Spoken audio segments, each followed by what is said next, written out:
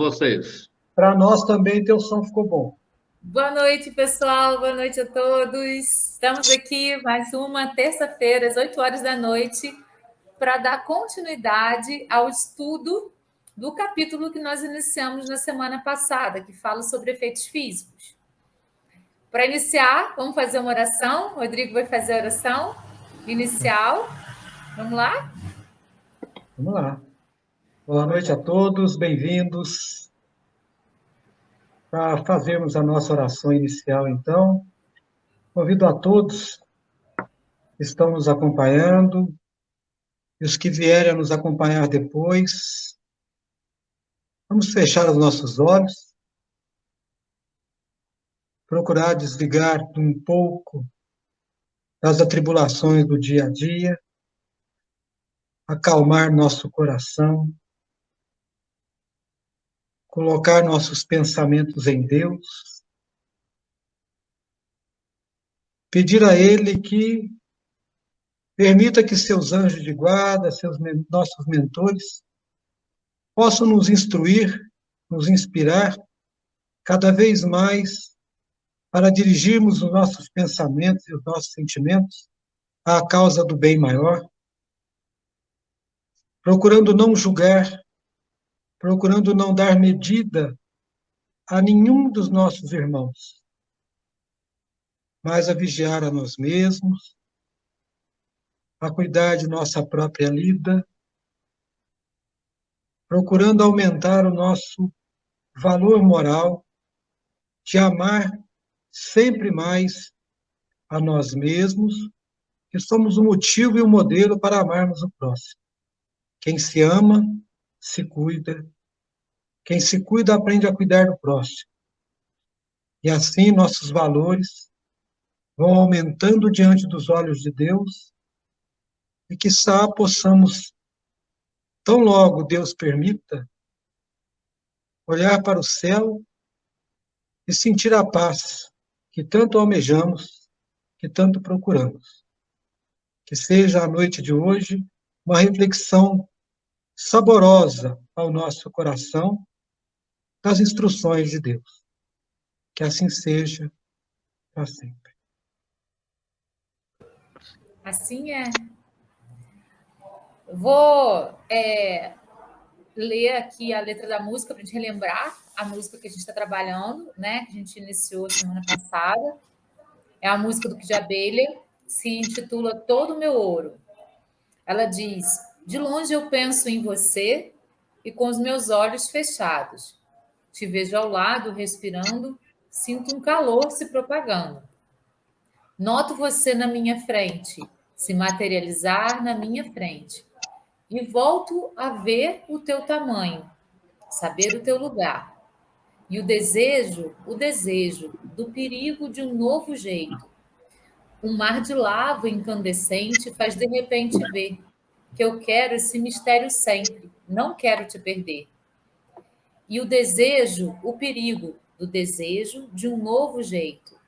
Arrisco todo o meu ouro, o meu amor como garantia, para encontrar um tesouro e não bijuteria.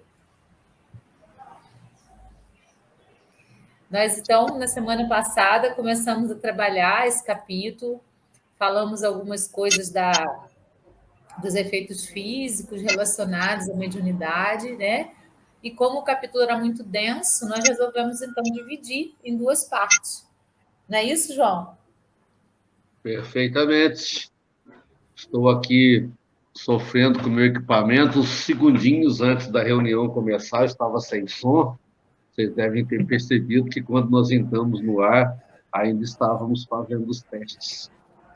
De vez em quando acontecem as necessidades do improviso. Que bom. Estamos todos nas mãos de Deus, nós somos partimentos. Eles são os regentes, né? Peço licença aos meus nobres colegas, embora eu não tenha pedido isso a eles, até porque não deu tempo, de fazer também um pequeno resumo do que nós vimos na aula passada, antes de nós passarmos para aquilo que é guardado para a aula de hoje, para o momento de hoje. Isso porque, claro, nós podemos ter esquecido aquilo que foi tratado e também porque podemos ter gente nova que não tenha participado na última reunião. Serei sucinto, né?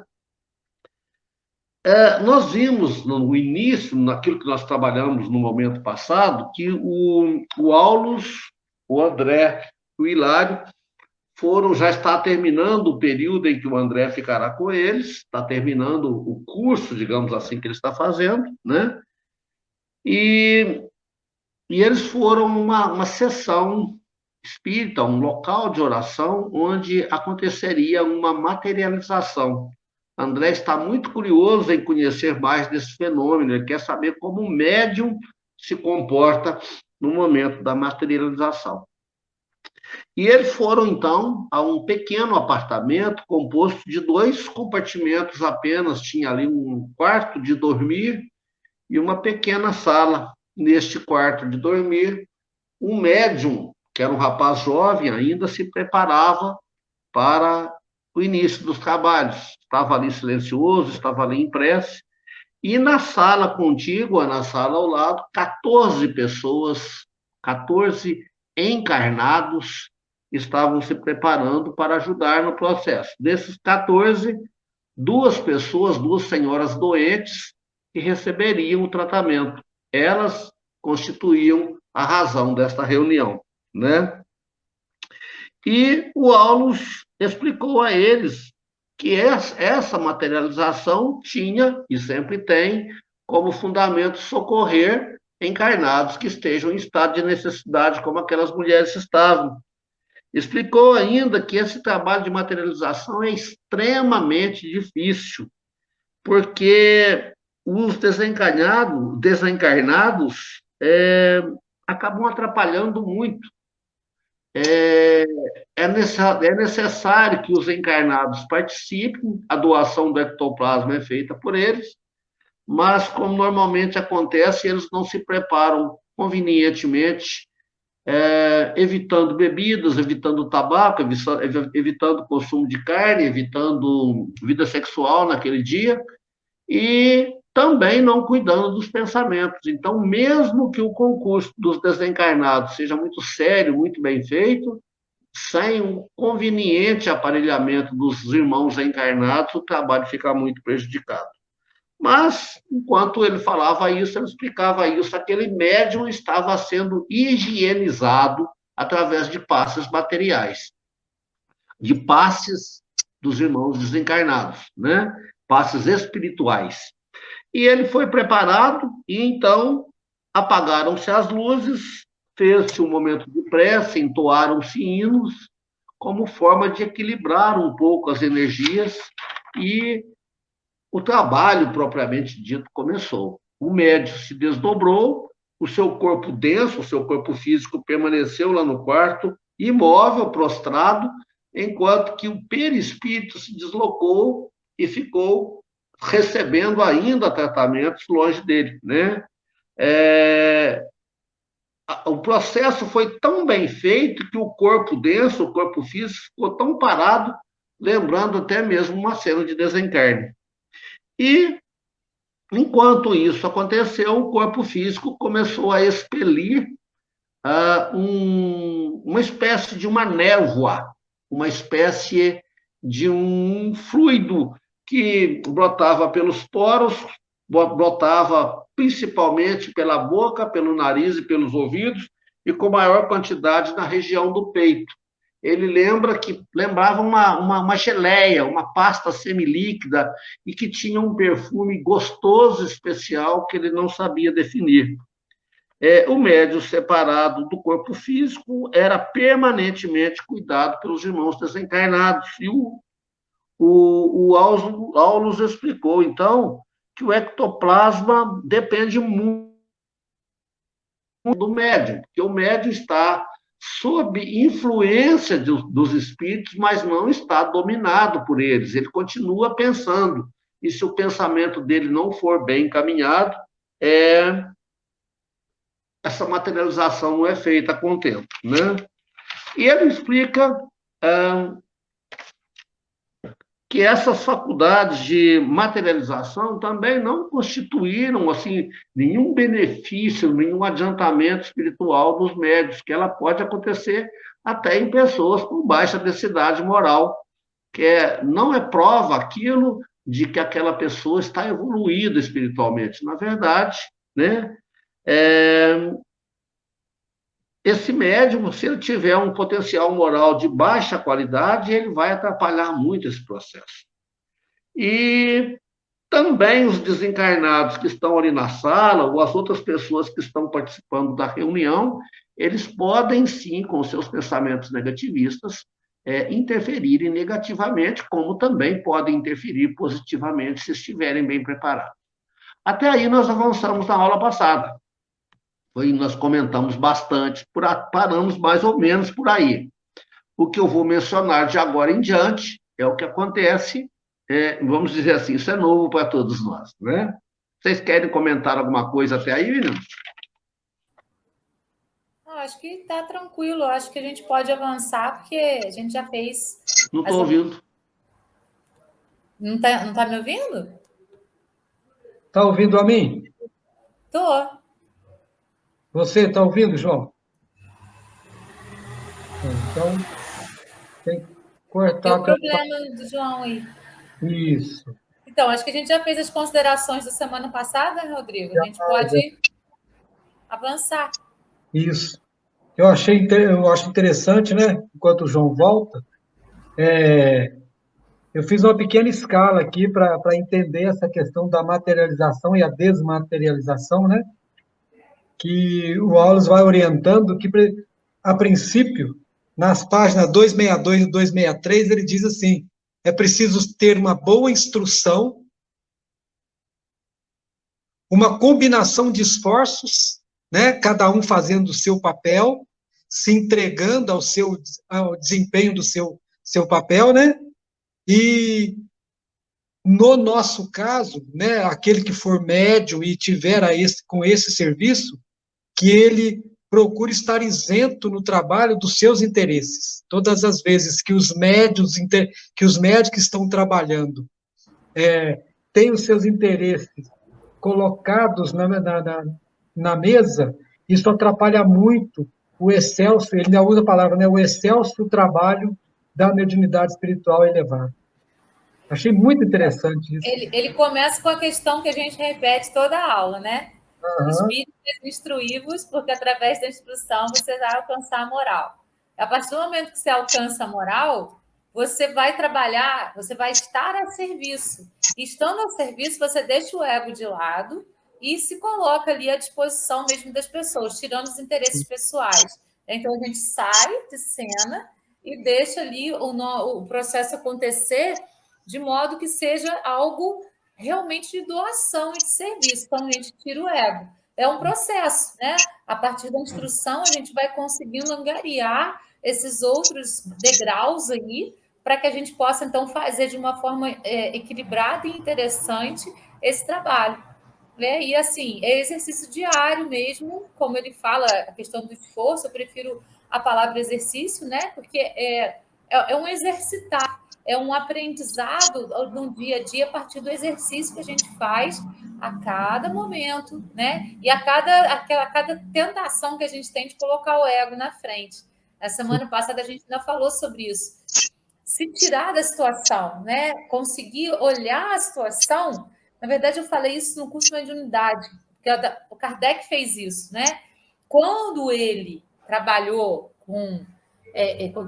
quando ele começou a pesquisar as mesas girantes, querendo provar que elas eram falsas, porque eles davam magnetismo, e quando ele percebeu que elas eram verdadeiras, ele tirou tudo que ele tinha de conhecimento, deixou de fora e estudou o fenômeno enquanto fenômeno, sem utilizar os preceitos e preconceitos e coisas que ele já tinha prontas.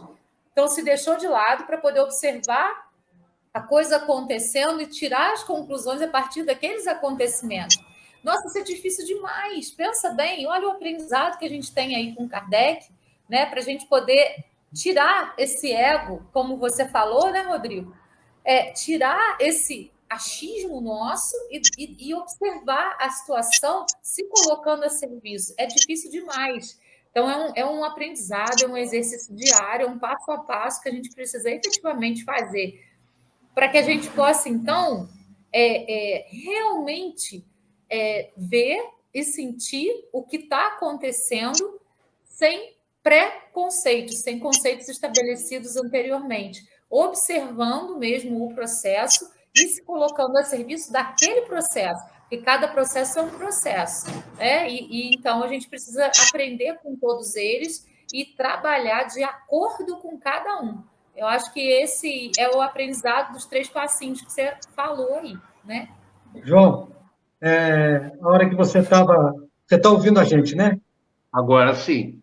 Na hora que você foi reorganizar aí teu equipamento, eu comentei com a Projetar. galera que na página 263 e 262 eu encontrei 3 situações que seriam os tripés para esse desenvolvimento da materialização e da desmaterialização, que seria a instrução, combinação de esforços, né, dentro dos exercícios diários, e a isenção dos interesses pessoais que prejudica imensamente qualquer tipo de trabalho de mediunidade. Que aí eu acho que fica interessante agora para você poder discorrer parte do capítulo para a gente conversar mais. Rodrigo e Valéria, se vocês me permitem, eu gosto muito das coisas práticas. Eu estava pensando que, para nós que lidamos com o fenômeno espírita, 2 atitudes são muito perigosas. Primeira atitude é a gente falar assim, eu sou muito novato, eu não sei nada, eu não vou participar não, porque eu não sei nem me preparar. Quando o trabalhador está pronto, o serviço aparece. Se o serviço aparece, é porque a gente precisa dar os primeiros passos. Mas o outro oposto talvez seja mais perigoso, quando a pessoa fala assim, eu já trabalho aqui na mesa mediúnica há muito tempo e eu tenho pleno domínio de mim. Porque aí ele fica vaidoso e ele se esquece do cuidado, e isso também é muito perigoso, né? Aí entra o Então, ego, né? Entra o ego, que é o perigo. Pois é. As 2 atitudes são muito perigosas. Esconder os talentos e supervalorizar os talentos, né? Muito bem. Mas enquanto eles conversavam lá, enquanto o Aulus os instruía, enquanto os espíritos, os seres desencarnados trabalhavam, o médium, enquanto o ectoplasma era acolhido, né? A reunião avançava, e nós também vamos avançar aqui. Nesse intervalo, a equipe espiritual estava trabalhando aquele ectoplasma, porque, mesmo ele tendo sido gerado com amor e etc. e tal, ele precisava ser melhorado através da aplicação de passes, do manuseio e tudo mais e tal. E, nesse intervalo, o Aulus, mais uma vez, aproveita para dar umas pinceladas. Ele diz, olha, 3 tipos de fluidos contribuem para que esse ectoplasma aconteça. Eu vou falar dos fluidos A, fluidos B e fluidos C. O A são os fluidos mais puros, eles têm origem na equipe espiritual, ele tem origem na turma que está do lado de cá. São pessoas experimentadas, são espíritos já experimentados, dotados do amor, suficientemente treinados para exercer essa tarefa. Como se eu dissesse, do lado daqui não tem erro. Os fluidos B são os mais perigosos, são os mais instáveis. A gente não consegue saber muito como eles virão, porque eles partem dos encarnados, e os encarnados são perigosos, porque não se preparam convenientemente, deixam o ego ou o medo trabalharem, e etc. Então, a gente nunca sabe como virá o fluido deles. E o fluido C são extraídos da natureza, dos elementos da natureza. Me lembro que na aula passada você explicou isso muito bem, Valéria, falando que essa matéria é necessária para que se organize aquele corpo, né? Esses são os mais dóceis, mais fáceis de serem trabalhados, né? Muito bem. E aí, ele falou algo, olha, gente, presta atenção, essa faculdade de materialização, isso não é privilégio, não, isso é serviço, e é serviço dos bons. E não sei se o André ou se o Hilário questiona, fala, mas isso é possível? Ele fala, olha, lembra-se sempre, a água pura pode escoar através de canos sujos. Então, é preciso né? Eu vou continuar falando, vocês interfiram, porque tem muita coisa para a gente contar, tá? Ahn, e esta capacidade de materializar-se, ela varia de médium para médium, né? O médium pode interferir. Como que ele pode interferir? Como eu já falei antes, ele está sob influência, mas não sob dominação. Então, se ele tiver, aí, um puxão de orelha agora para quem está na mesa mediúnica. Se ele tiver pensamentos mal resolvidos no tocante à sua afetividade, à sua sexualidade, se ele tiver contaminado pela ambição, se ele tiver contaminado por pontos de vista pessoais, julgamentos, etc., ele pode atrapalhar em muito o processo. Muito bem. Também os desencarnados, os que estão do lado de lá, também podem interferir, consciente ou inconscientemente, pelo mesmo motivo. Então,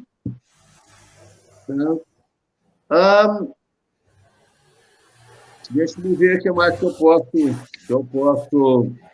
Só colocando aqui, João, uma coisa que me ocorreu nos capítulos anteriores, que acho que foram até os iniciais, nós trabalhamos dentro daquilo que o André estava colocando para a gente.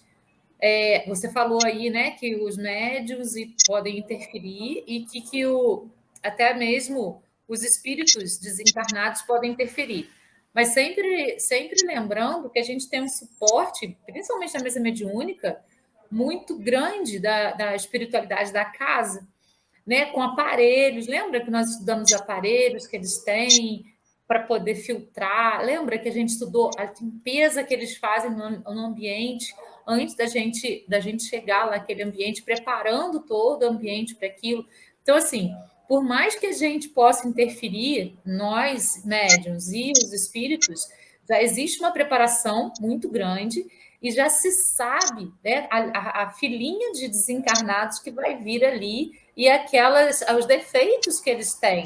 E também os médiuns que estão na mesa também são preparados para receber a leva de espíritos que está vindo.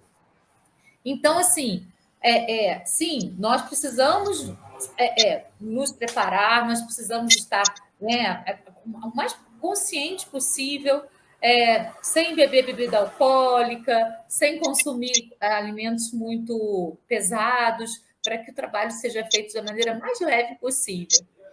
Mas a espiritualidade está ciente. E provavelmente, se um médium, por exemplo, antes de ir para a mesa mediúnica, resolver beber, provavelmente a própria espiritualidade vai desviar o caminho dele daquela mesa mediúnica, né? Então, existe ali um cuidado muito grande, né? E isso não significa que nós não tenhamos que nos preparar. Temos, sim, por respeito e por amor a nós mesmos e a quem está lá para receber aquele cuidado nosso. Se é um cuidado nosso, a gente tem que se preparar para dar esse cuidado. Mas existe o suporte da espiritualidade superior. É importante a gente sempre lembrar disso para que a gente também tenha respeito por isso.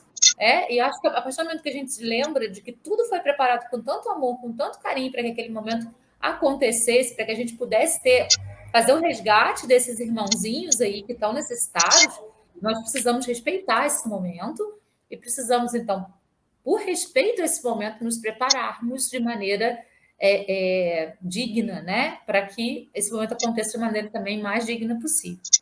Estou lembrando dos aparelhos, veio na minha cabeça que é muito linda aquela parte, né, do livro que mostra tudo isso para a gente. É muito bonito.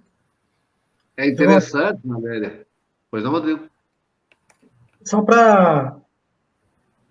Tem um momento na página anterior, antes de separar os três fluidos, né?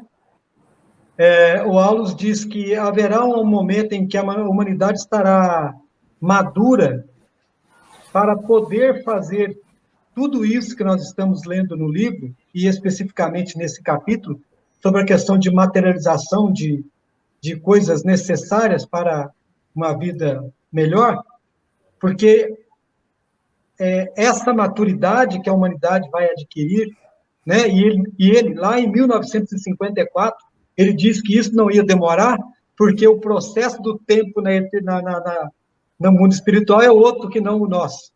Então ele diz, né, que mediunidade não é privilégio, é serviço.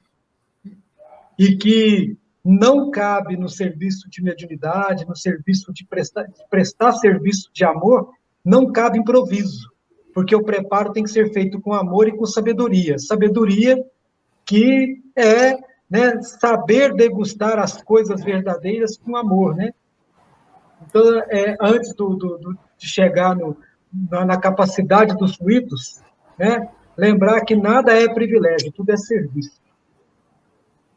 É serviço, e é aquilo que Kardec falou, vou falar de novo, já falei que quando João sumiu ali, espíritas instruídos, que através da instrução você vai alcançar a moral, e é exatamente isso que eles estão batendo na tecla aí o tempo inteirinho do nosso estudo, né?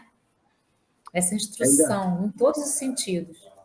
É engraçado que em determinado momento, quando percebe a fraqueza dos encarnados, o Hilário fala, poxa, mas por que então que nós nos sujeitamos a fatores tão incapazes assim? Aí o Aulus dá aquele sorrisinho que o Rodrigo acabou de dar agora e fala, olha, não vamos falar de incapazes, vamos falar de iniciantes. Vamos falar que esses encarnados que aí estão, que colaboram tão mal agora, são pessoas que estão começando a aprender a andar, estão começando a aprender a se desenvolver, mas que darão passos mais largos. Ele fala textualmente, não diga fatores incapazes, digamos fatores incipientes, que quer dizer iniciantes, simbolizando a necessidade que nós temos dele como uma sede escaldante. E a mediunidade imperfeita ou mal trabalhada como sendo a água menos limpa. Nós precisamos deles neste momento, e eles são como a água menos limpa, mas a água vai se decantar. No tempo oportuno, tudo vai dar certo. Eu fico abismado com a paciência que Deus tem para conosco. Como Deus é paciente. E como nós somos afobadinhos, né? Como nós somos, né? A gente tem uma eternidade inteira para esse aprendizado. Deus não tem pressa. A gente é que é ansioso demais com muita coisa que é desnecessária.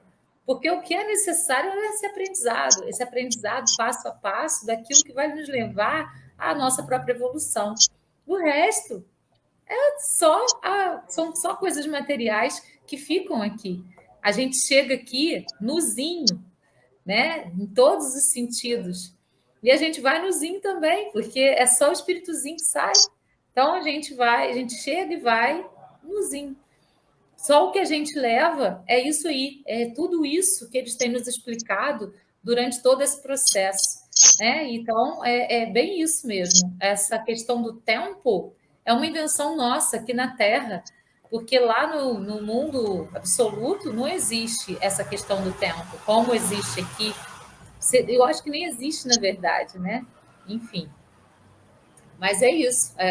Por isso Deus tem paciência, porque Ele sabe que a gente tem uma eternidade inteira para aprender. Então, Ele deixa a gente aqui, batendo a cabecinha, até a gente poder dar conta de relembrar quem a gente é, né? Imagem e semelhança de Deus. Isso é bonito. Isso é muito bonito. Mas o Aulus continua explicando para eles, sabe, olha, gente, quando nós encontramos numa assembleia os fluidos B, aqueles fluidos que são colhidos da equipe encarnada, em condição interessante, realizam-se milagres de materialização. Mas isso ainda é muito raro. Vai chegar um momento em que isso vai ser frequente, vai ser costumeiro, vai ser uma coisa muito comum, um instrumento maravilhoso de cura, mas, por enquanto, ainda não.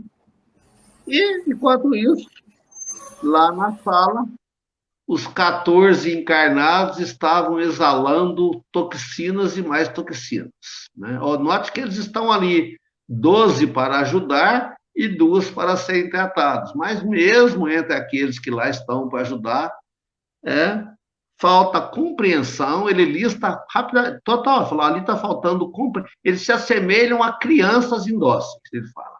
Ali falta compreensão, ali falta esforço e ali falta uma postura de humildade. Em vez de ajudar, eles acabam atrapalhando. Mas são necessários, porque o ectoplasma vem deles, né? É preciso da doação. Resultado, o médium está muito intranquilo. O médium, mesmo em desdobramento, ele está agitado. Então, ele recebe passes e mais passes, ele vai sendo acalmado e a equipe, eu achei maravilhoso isso, a equipe espiritual começa a envolvê-lo num denso roupão do ectoplasma já trabalhado, já preparado. Então, o perispírito dele é revestido com aquele ectoplasma e a enfermeira que vai trabalhar no processo, o espírito da enfermeira que vai trabalhar no processo de cura, se abraça com ele. Não o domina, ela se abraça, ela se funde, ela se faz íntima dele. Achei isso maravilhoso. Você já explicou diversas vezes, Valéria, que não existe esse processo de sai para lá e eu assumo. Existe um processo de sintonia, existe um processo de parceria. E ela se aproxima e carinhosamente ela o abraça e, vacilante, meio temeroso, ele se encaminha para a sala. E aí, não sei se você... Nesse momento que ela abraça, é o momento que as pessoas chamam de incorporação, né? Na verdade, não existe uma incorporação, existe o que você falou, essa sintonia entre os espíritos, e o médium capta essa sintonia e perpassa isso para as pessoas. Alguns passam com as características daquele espírito, né? Captando aquelas características. Outros passam com a própria característica do médium. Não é necessário assumir a característica do espírito que a gente está ali representando, né? Então, cada médium vai trabalhar isso de uma maneira específica. Mas isso não significa que um médium seja melhor, outro pior, porque um vai ter as mesmas características do espírito que ele está ali junto, em sintonia. Não. Talvez até aquele que não pegue as características, que fale por si só, consiga fazer a separação mais perfeitamente e consiga transmitir a mensagem com maior perfeição. Então, é importante a gente entender que, né, como mostra a ficção, aquela coisa de entrar um espírito, e tem pessoas que acreditam nisso ainda, né? Eu ouço médiums falando assim, incorporou, entrou em mim, fulano. Não entrou, ficou em sintonia, ficou juntinho ali, abraçado, como eles falam aí, né? Para que a sintonia acontecesse de uma maneira bastante intensa. Então, é importante a gente fazer essa separação. Isso aí é algo que todo espírita tem que saber, né? Que não existe dois corpos dois espíritos no mesmo corpo. Não tem como. Não tem como a gente sair do nosso corpo e dar o nosso corpo para outro, porque a gente está ligado a ele pelo cordão de prata. Então, a gente não tem como fazer isso, mas entrar em sintonia, a gente entra, né? O tempo todo.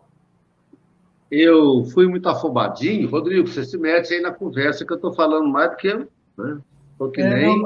Eu queria... Isso que vocês estavam falando, o capítulo, ele trata disso. Ele diz que controle não é anulação. Por que não é anulação?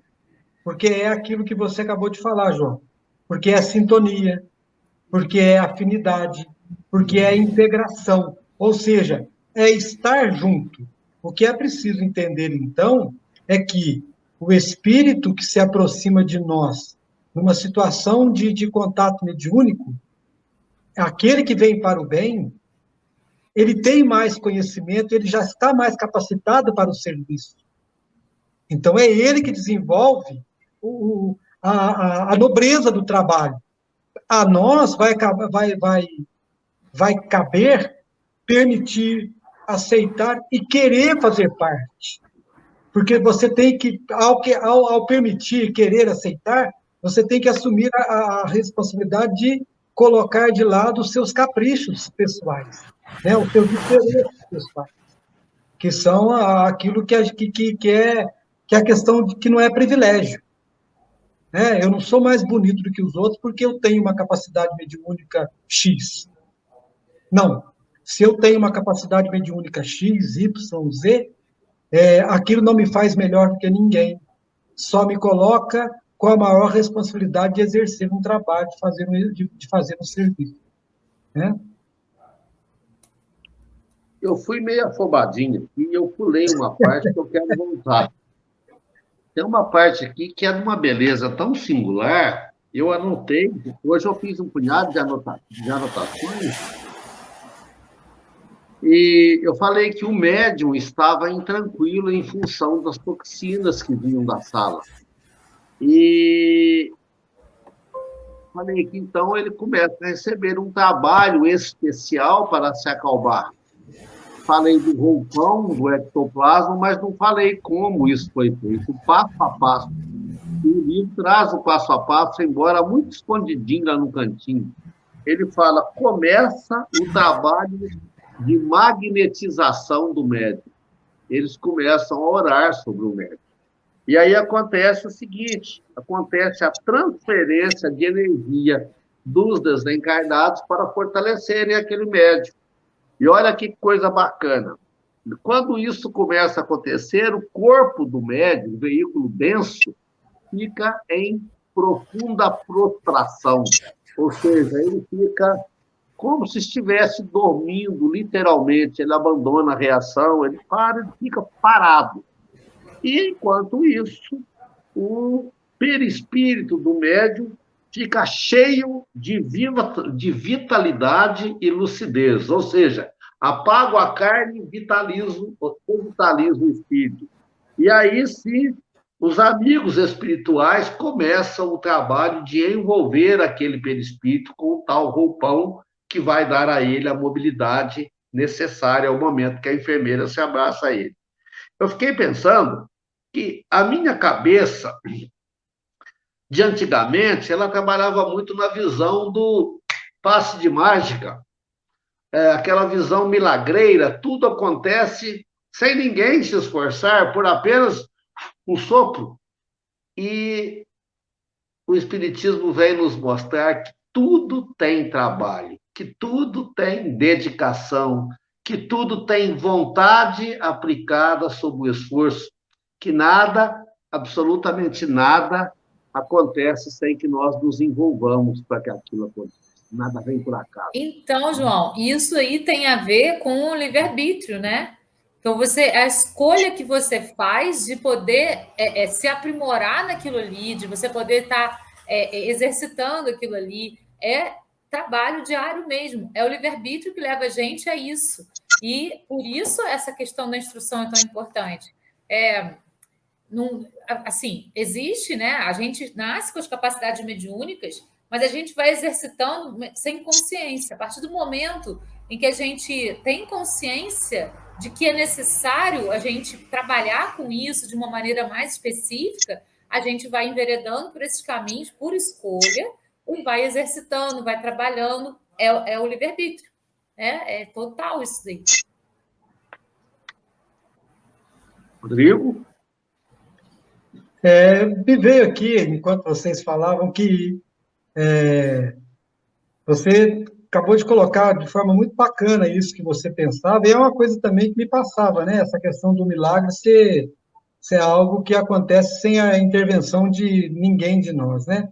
Então, esse esforço seria, então, uma vontade intensa, que aí eu vou além daquilo que eu seria capaz normalmente de fazer.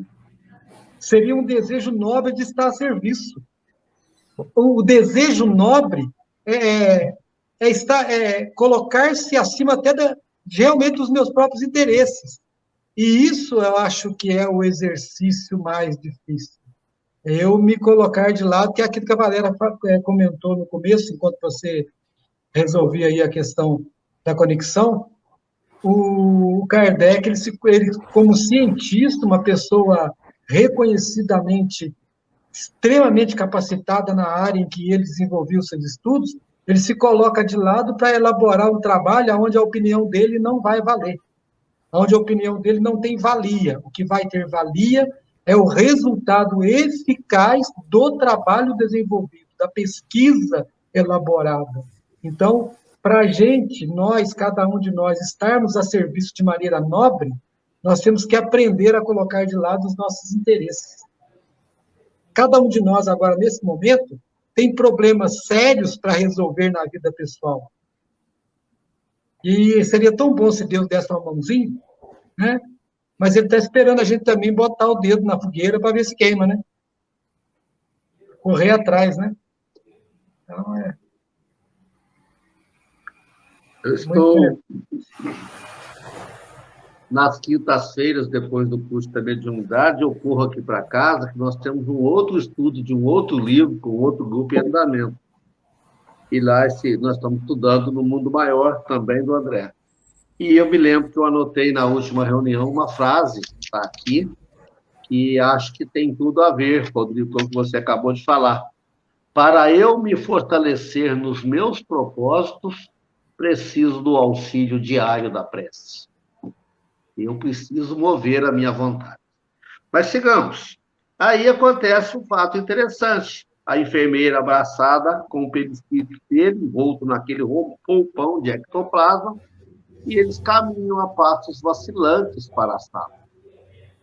E aí acontece uma coisa muito interessante. Eles entram na sala, ele surge na sala luminoso, numa luz prateada de extrema beleza. Mas, à medida que ele vai ficando na sala, aquela cor prata intensa, luminosa, vai paulatinamente se apagando, perdendo o brilho, porque as energias da sala estão baixas. A vibração energética da sala está baixa. Então, ele fala fugazmente que eles voltam várias vezes, que eles entram na sala, voltam ao sair, voltam novamente luminosos, voltam a sair, e eu penso que eles vêm se recarregar na prece, longe das toxinas. A semana passada eu usei muita palavra nefasta, né? As toxinas tóxicas, vamos dizer assim, para ser bem pleonástico, né?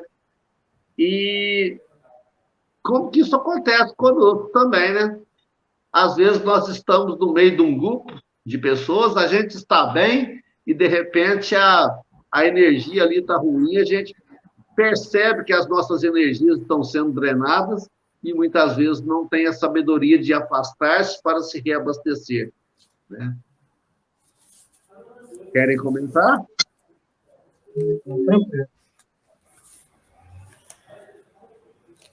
Aqueles encarnados que estavam na sala, eles tinham pensamentos puerinos, pensamentos de criança, eles tinham exigências todas para si mesmos, e eles estavam sendo altamente críticos, porque as coisas não estavam saindo como eles achavam que tinha que sair.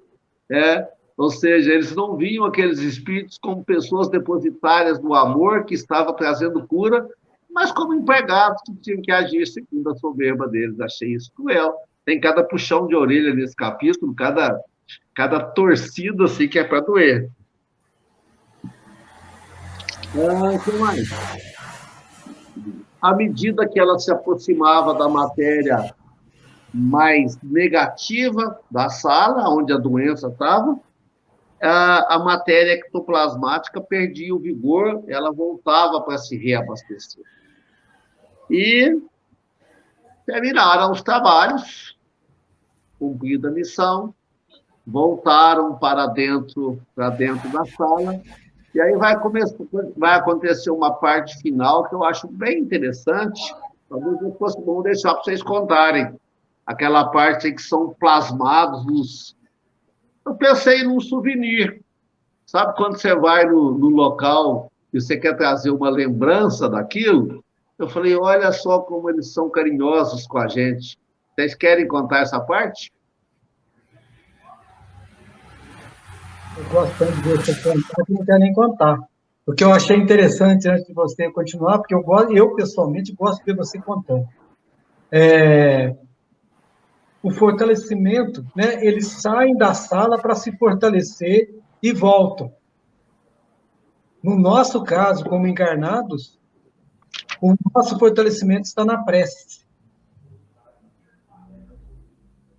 Porque enquanto você ora, enquanto você se conecta, aquilo te pacifica, acalma teus pensamentos, acalma teus sentimentos, e você consegue colocar razão dentro das suas dificuldades para resolvê-las. No caso deles, é uma cura, né? Eles estão procurando solucionar um problema sério de saúde. E eles precisam trazer essa energia mais pura.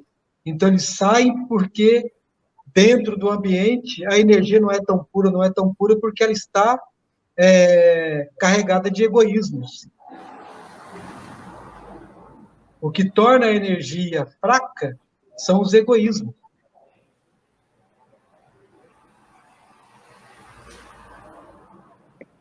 Me ouviu? Ouvi.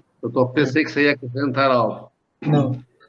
Tem um pedacinho aqui que eu quero ler textualmente. Diz assim: logo que os trabalhos terminado que foi o trabalho medicamentoso, um risonho companheiro da nossa esfera, portanto um desencarnado, tomou uma pequena porção das forças materializantes do médium sobre as mãos e afastou-se, modelando-as, para trazer daí a instantes algumas flores que foram distribuídas com os irmãos encarnados com o intuito de sossegar-lhes a mente excitada. Então, veja bem, o trabalho curativo já tinha sido terminado.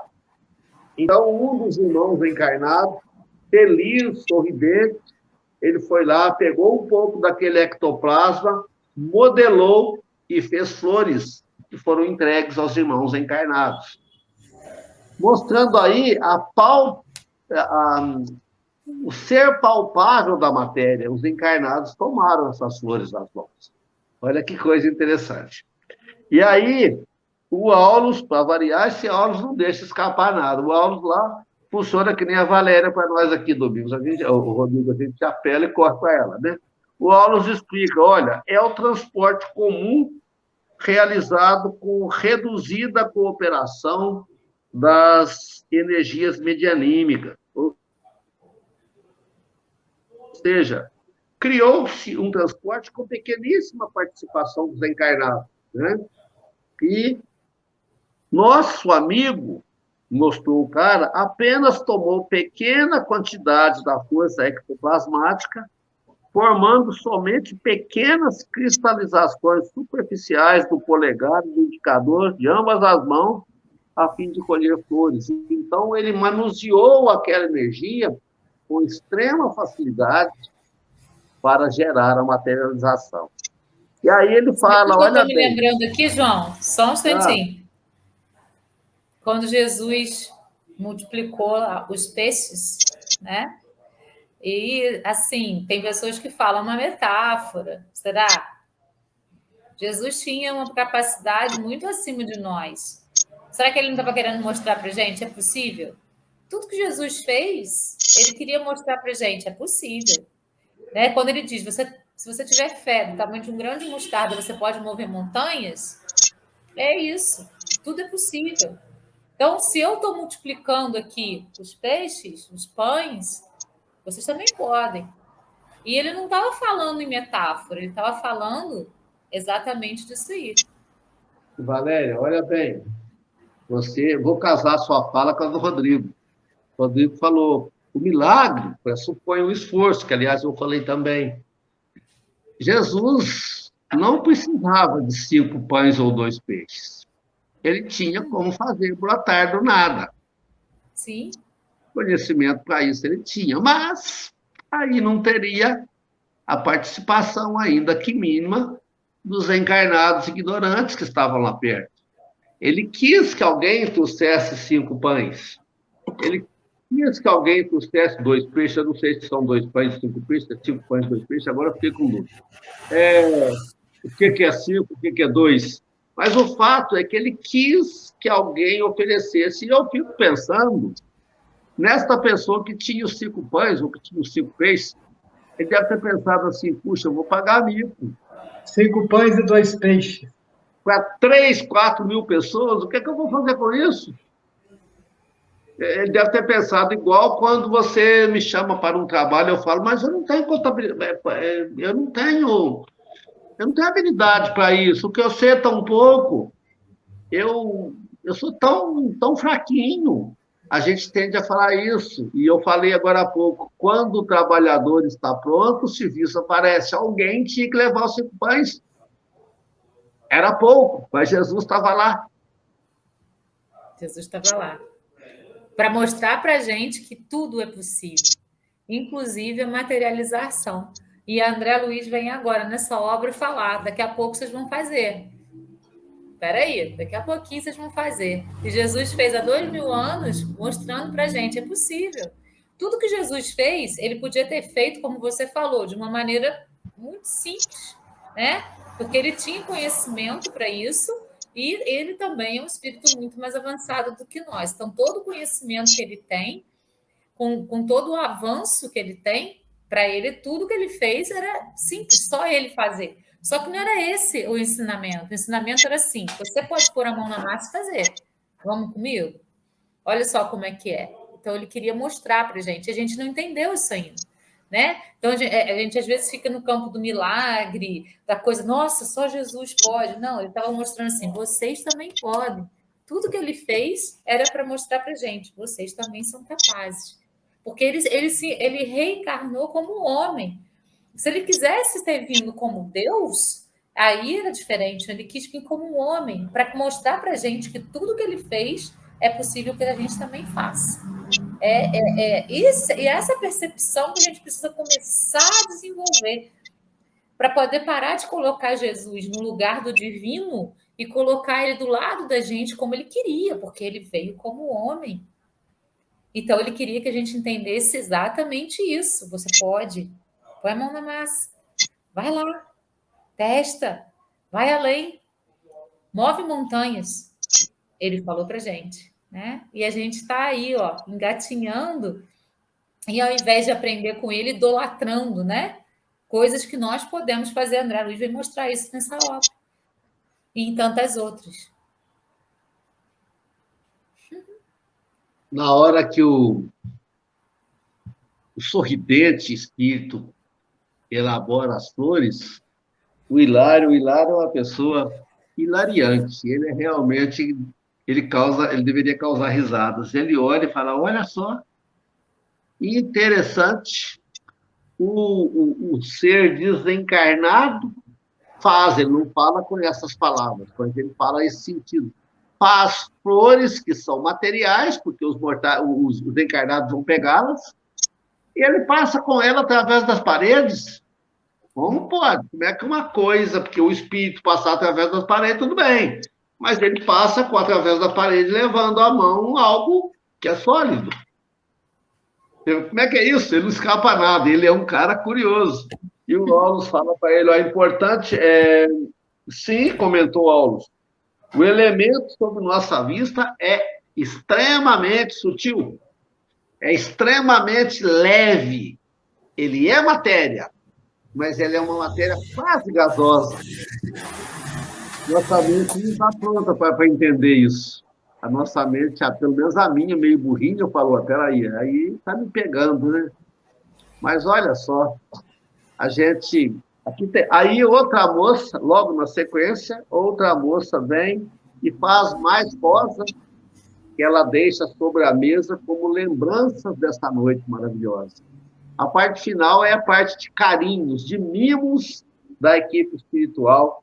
Mas aí tem uma explicação bem interessante, Rodrigo, que eu podia ler para nós, está na página 271, onde ele explica o que é o ectoplasma.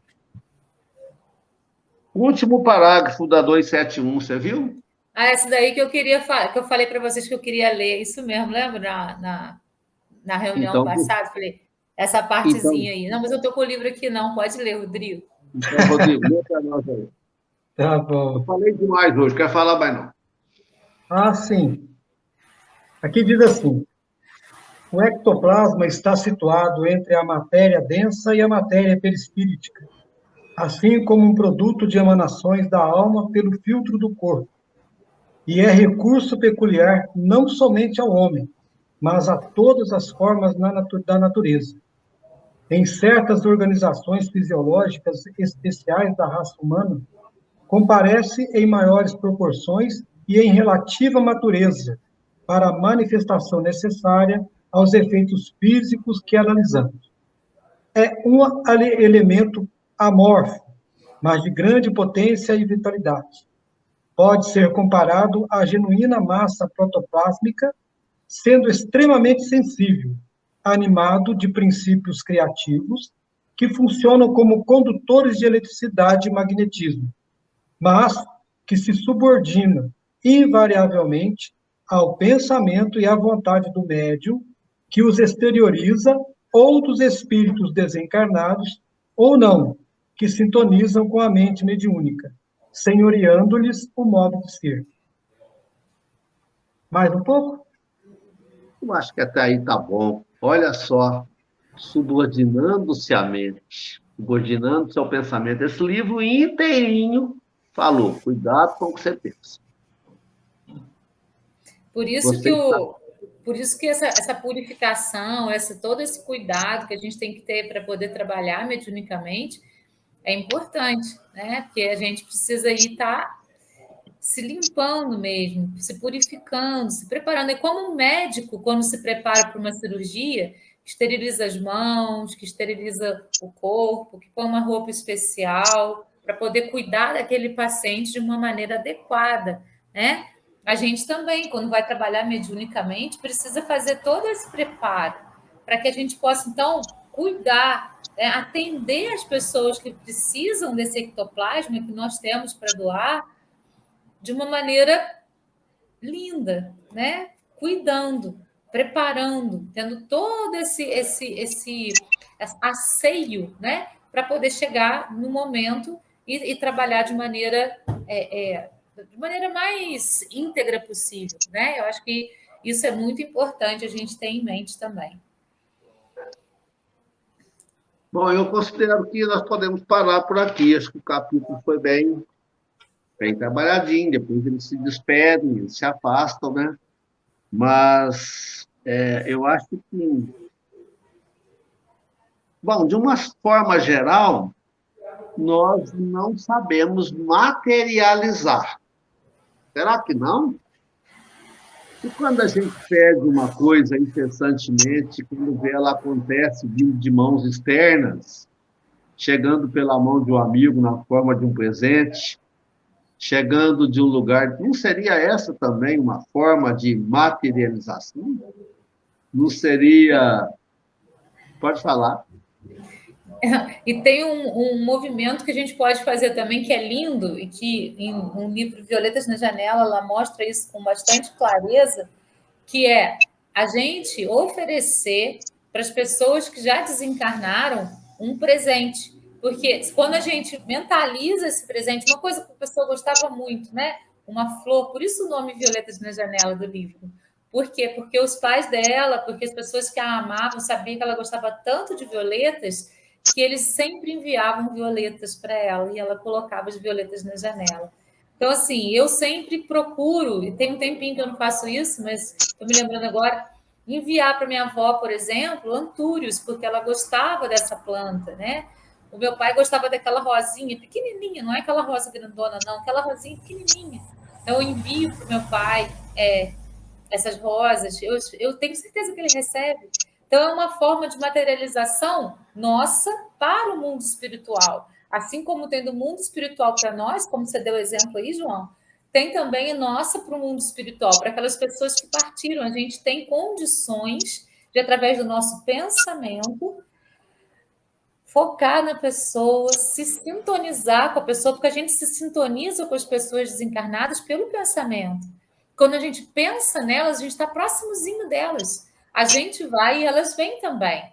E aí a gente pode fazer essa doação de algo que elas gostavam muito, ou que nós gostamos muito, para fazer com que ela lembre de nós, um cheiro, né? Uma fragrância qualquer, uma coisa material, uma planta, enfim. Isso é possível também no movimento contrário.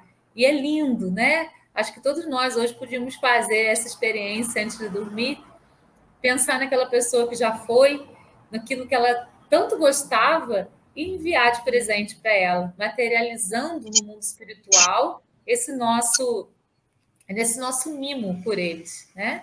E com certeza eles vão mandar algum mimo para a gente dessa forma aí que o João falou, né? Devolvendo de alguma maneira, através de um amigo, através de alguma pessoa, e a gente vai lembrar disso naquele momento que a gente receber. João, você sabe que a oração final é sua, né? Sabendo.